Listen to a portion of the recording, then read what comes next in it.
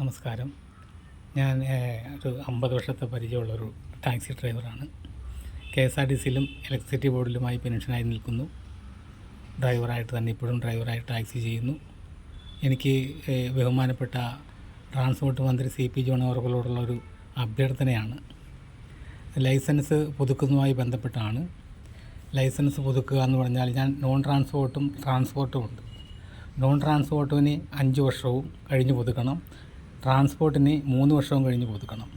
ഏകദേശം എനിക്ക് 2 പ്രാവശ്യം 3 വർഷത്തിൽ ചിലപ്പോൾ 2 വർഷം കൂടുമ്പോൾ പുതുക്കേണ്ടി വരും, ചിലപ്പോൾ 3 വർഷം കൂടുമ്പോൾ പുതുക്കേണ്ടി വരും, ചിലപ്പോൾ 1 വർഷം കൂടി പുതുക്കേണ്ടി വരും. കാരണം നോൺ ട്രാൻസ്പോർട്ട് 5 വർഷമാണെങ്കിൽ 2006 പുതുക്കിയാൽ 2006 5 2031. അത് തന്നെ ട്രാൻസ്പോർട്ടാണെങ്കിൽ 2006 പുതുക്കിയാൽ 6 3 9 2029 പുതുക്കണം.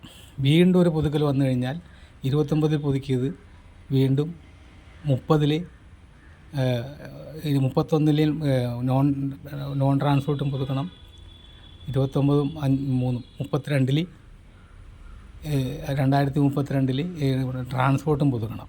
ഈ ഒരു ഡേറ്റ് ഒന്ന് ഏകീകരിച്ച് കിട്ടിയാൽ നല്ലതായിരുന്നു. ഒന്നെങ്കിൽ 3 വർഷം, 3 വർഷമാക്കുക, അല്ലെങ്കിൽ 5 വർഷമാക്കുക. ഇങ്ങനെ 2 പ്രാവശ്യം പുതുക്കേണ്ട ഒരു ബുദ്ധിമുട്ട് ഒഴിവായി കിട്ടും. ഞാൻ പല പ്രാവശ്യമായി ഞാൻ പുതുക്കിക്കൊണ്ടിരിക്കുന്ന ഒരു വ്യക്തിയാണ്, ഇപ്പോഴും പുതുക്കിക്കൊണ്ടിരിക്കുന്നു. ഞാൻ 27 പുതുക്കണം, ട്രാൻസ്പോർട്ട് പുതുക്കണം. 27 പുതുക്കിയാൽ 30 വരെ കിട്ടുകയുള്ളൂ. അപ്പോൾ മറ്റേതാണെങ്കിൽ 29 പുതുക്കണം. അങ്ങനെയുള്ളൊരു കുഴപ്പമുണ്ട്.